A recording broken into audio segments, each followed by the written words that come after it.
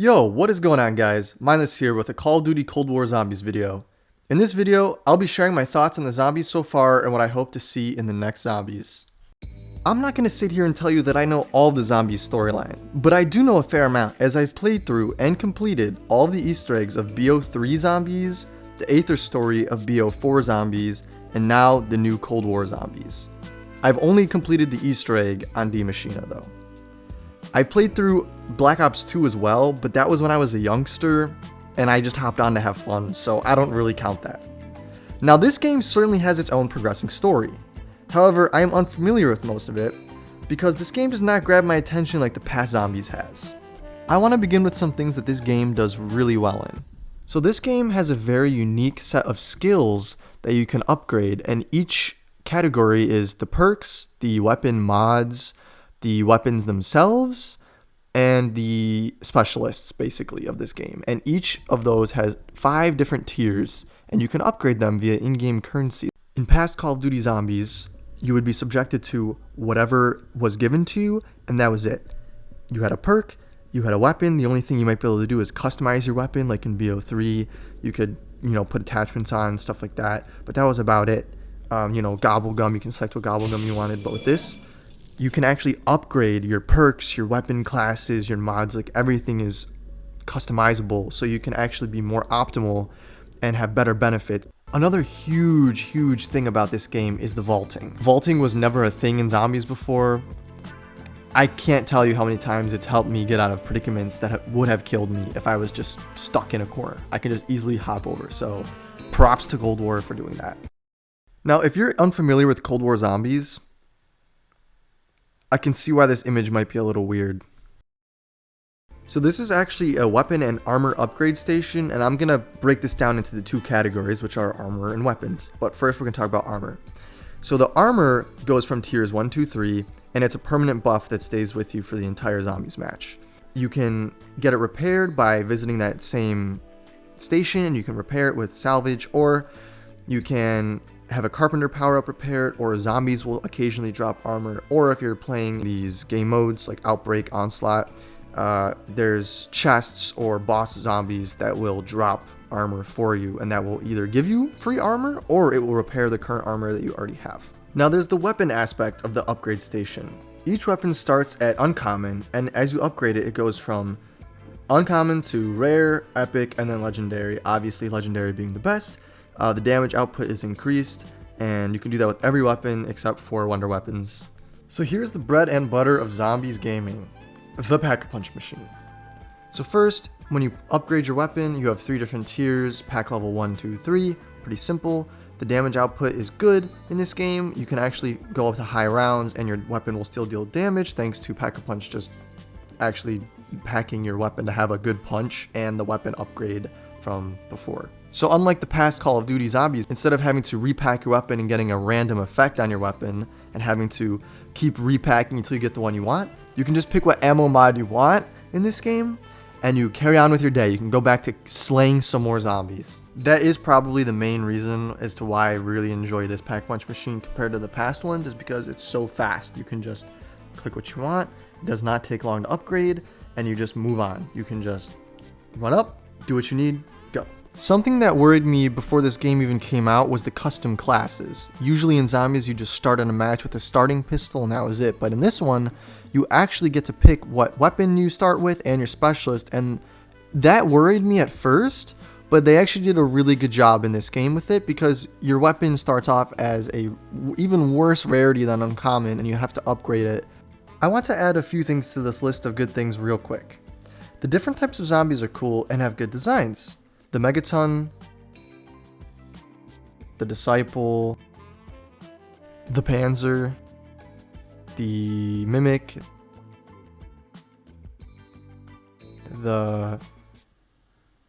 what's the electric one called? A few moments later. Okay, so after a Google search, I now know the name. It's the Tempest. The Tempest is the electric one, in case you didn't know. Because I sure didn't. Those are cool. The Tormentors, their design is cool. I like the way they look. So overall, this game did a really good job with the zombie type designs. The different game modes are fun to play. primarily Onslaught, Containment, and Outbreak. I play that with my friend a lot, and those are the 2 modes we have a lot of fun on. Onslaught, the regular version, is too slow, not very fun in my opinion, but the Containment, they did a really good job with that. It's just really nice to have an option of what game mode you want to play. Grenades are actually good in this game, and the multiplayer type specialists like the Chopper Gunner, the Flamethrower, etc., those are actually pretty good. I thought that would be a not so good addition to zombies just because I thought it would throw off the game a bit, but it actually is pretty good, and the exfil option is also a nice option. I do like that. Because you don't have to end your game by dying anymore. If you successfully exfil, you can earn XP and crystals. Also, there's no perk limit in this game, so you can have more than 4 perks without having to do anything else in order to get them. You can literally just buy them all. Mule Kick, I'm sorry. I didn't mean to forget you. I'm sorry. So anyway, I talked about a lot of the good things that this game has done, which it has done a lot. But the one thing that this game lacks, which is very unfortunate, is personality. This game needs more personality. That's enough out of you. I just showed you some examples of some of the dialogue, but let me just show you a couple more.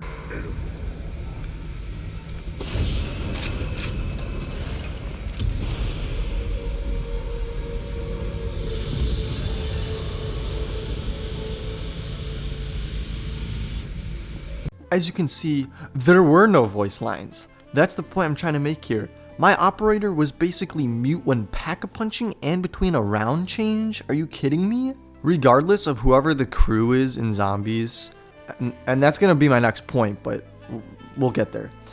With any crew, there usually is always character. There's a voice line, there's snappy one-liners about pack-a-punching, killing zombies, but this game does not have that. This game has mute operators. I'm gonna play some examples from Black Ops 3 Zombies. Let the carnage continue. Okay, who cried havoc and let loose the dogs of war? Hey, Hellpigs, could you attack someone else for a while? I do not think throwing gun at them will be as effective as ammo. Fucking Rasputin, stay dead this time. Wasn't that much better? There's actual character there, not just a dull basic voice line or nothing at all. I understand it's unfair to compare these operators to characters who have had years of screen time and character development. However, there are crews that were only around for a little bit and they still delivered personality and character.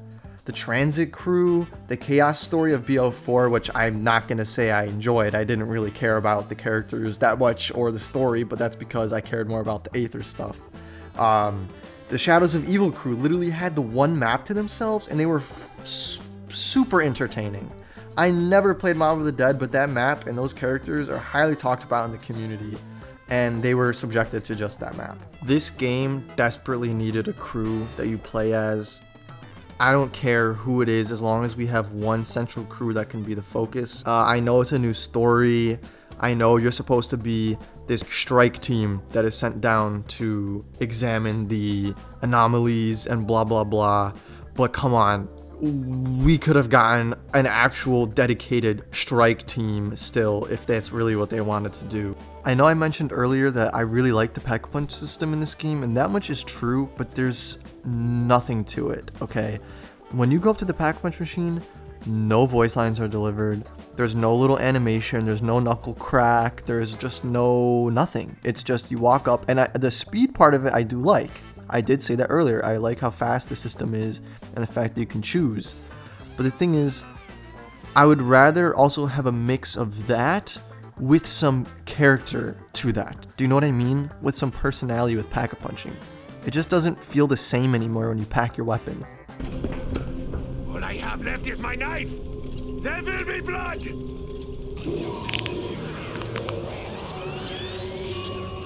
Armed with this, I will correct all my past mistakes, once and for all. I'm happy the maps were free in this game and we didn't have to pay for them, but they just do not deliver like the past maps have. There were no bad maps in Black Ops 3. I had fun with every single map that came out, and I would say a lot of people don't care for Zetsubo as much as the others, but I really like Zetsubo, actually. I liked every single map that they dropped, especially when they added Chronicles, because I never got to do the Moon Easter egg. I never got to do a lot of those. I never got to play on a lot of those maps, but I was introduced to them via Chronicles, and that was really, really cool. Black Ops 4 had no original maps, but they were still pretty fun to play nonetheless, because, you know, you had Alpha Omega, which was a rehash of Nuketown, Tag der Toten, Call of the Dead, Classified 5, and Blood of the Dead, Mob of the Dead. So to me, those were really cool, because I never really played Mob of the Dead. I did play 5, but not very much.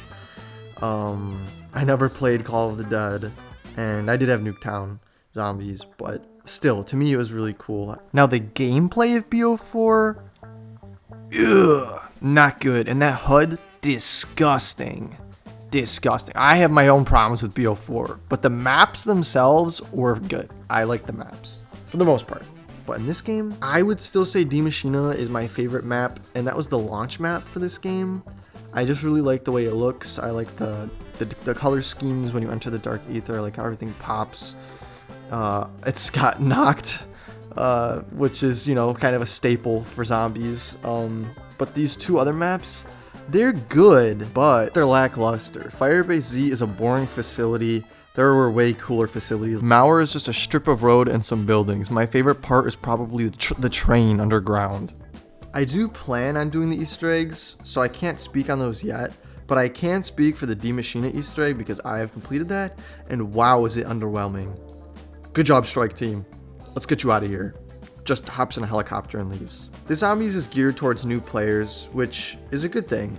But the Easter eggs could have a little bit more substance. They could have more intriguing endings. The Aether story was quite long and confusing. I can understand why that can be a little daunting for new people to understand and play through, because I also did not understand the entirety of the Aether Zombies story. I just didn't. But this game is trying to push this story through these cast of characters that we don't even see.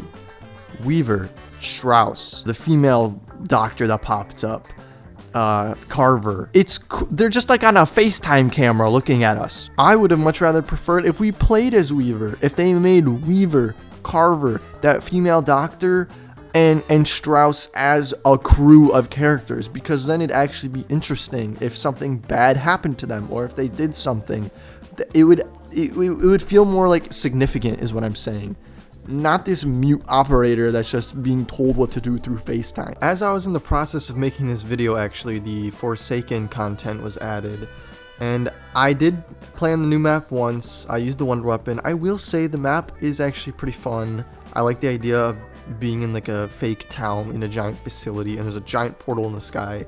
And I'm not gonna lie, seeing the final Easter egg cutscene for this Easter egg, that actually really did pique my interest, because obviously in Firebase Z you're trying to retrieve Maxis. In Mauer, honestly, I don't know what the hell you do. I'm honestly not even sure. I have to look into that more. And with this new map, we get to see our boy Richthofen again. Maxis is doing some crazy stuff. Even though this Easter egg cutscene is really cool and it piques my interest, it still doesn't change the fact that, in my opinion, they shouldn't have to rely on using old assets and old characters to make me excited and make me hyped. I'm glad that we get to see Richthofen again. I'm glad Samantha's doing some cool stuff. I'm glad to see some old things pop up that we knew. Obviously, this is the Dark Aether, so some things and characters that we knew from before are going to get tied into the zombies. I understand that, and it's very awesome to see it. However, you should also be excited to see some of this new stuff, and most of the new stuff was not very intriguing. Overall, I want to say that this game's zombies is pretty good. The gameplay is excellent, the mechanics are excellent, the maps are a little bit of a miss for me. I would say 2 out of the 4 are pretty fun and cool. I wish the story was a little more intriguing. The lack of emotion that is felt through the characters, the lack of animation, whether you're pack-punching or crafting something, really killed this game for me. It's basically just the fact that our operators are just operators, and yes, we obviously contributed to the story by doing certain things that we were asked to do, but that was it. We ourselves are not important. But overall, this game did a really good job, and I hope in the next Zombies they have the same mechanics that this game has, but a more intriguing cast of characters, story, and a little bit more pizzazz and personality felt throughout the actual game itself. Hello, this is Brandon from the future, breaking the fourth wall. I just want to say, if you're interested in learning more about the Dark Ether storyline so far, I'll have a link in the description linking you to Mr. Ralph Waffle's video. He did a really good job explaining everything so far. It's about an hour long. Check it out.